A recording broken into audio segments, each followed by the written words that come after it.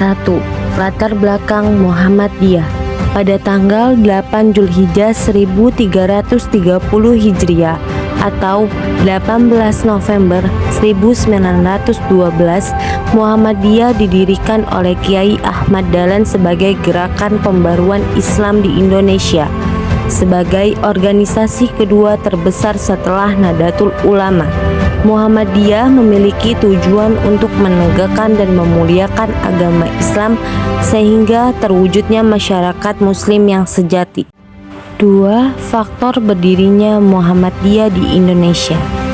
Berdirinya Muhammadiyah di Indonesia dipengaruhi oleh faktor subjektif dari pendirinya Kiai Ahmad Dahlan dan faktor objektif yang terjadi di Indonesia pada saat itu. 3. Pendidikan Muhammadiyah.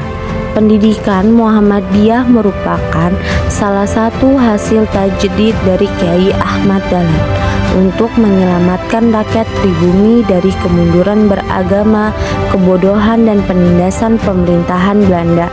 Dari faktor pendidikan saat itu, tantangan yang dihadapi adalah belum adanya sistem pengajaran dan pembelajaran bagi rakyat pribumi, khususnya umat Islam. Sekolah yang ada hanya milik pemerintahan Belanda, diperuntukkan bagi kaum bangsawan dan pria, serta belum tersedianya sekolah untuk rakyat pribumi. 4. Pemikiran Kiai Ahmad Dahlan. Pemikiran pembaharuan Kiai Ahmad Dahlan mengenai pembaruan Islam utamanya dalam pendidikan tidak tertulis di dalam buku-buku karangan beliau sendiri, karena memang Kiai Ahmad Dahlan bukanlah sosok seorang penulis, namun beliau lebih dikenal dengan sosok yang amaliyah dalam pergerakan. Beberapa pemikiran Kiai Ahmad Dahlan yang perlu dipahami terutama dalam bidang pendidikan ialah mengenai pembaruan pendidikan Islam yang meliputi: pertama, sistem pendidikan. Pemerintah Belanda pada saat itu menginginkan masyarakat menjadi bodoh dan tak berpendidikan. Pondok pesantren pun hanya mengajarkan aspek keagamaan tanpa mempelajari aspek pengetahuan umum. Di bawah tantangan sistem pendidikan yang demikian ini, Perserikatan Muhammadiyah menjawabnya dengan mendirikan sekolah yang memadukan antara pengetahuan agama dan pengetahuan umum. Kedua, tujuan pendidikan.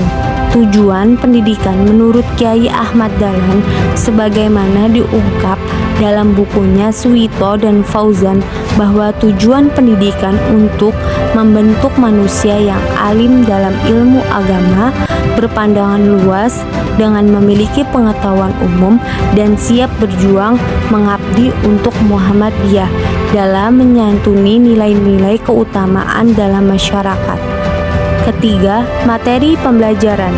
Muhammadiyah berusaha untuk mengembalikan ajaran Islam pada Al-Quran dan As-Sunnah.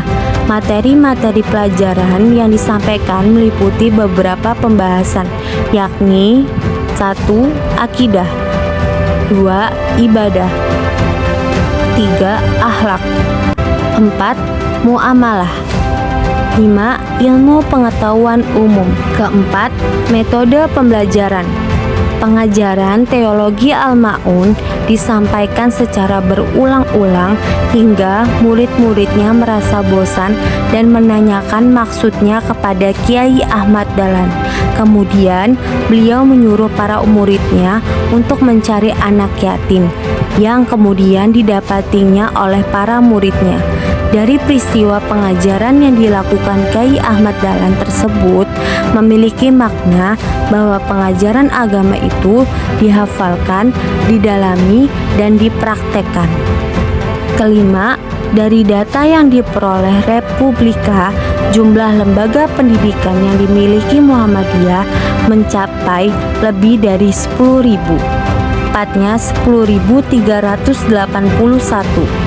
Untuk TK atau PTQ berjumlah 4.623, SD atau MI 2.604, SMP atau MTS 1.772, SMA atau SMK atau MA 1.143, Ponpes 67, dan perguruan tinggi 172.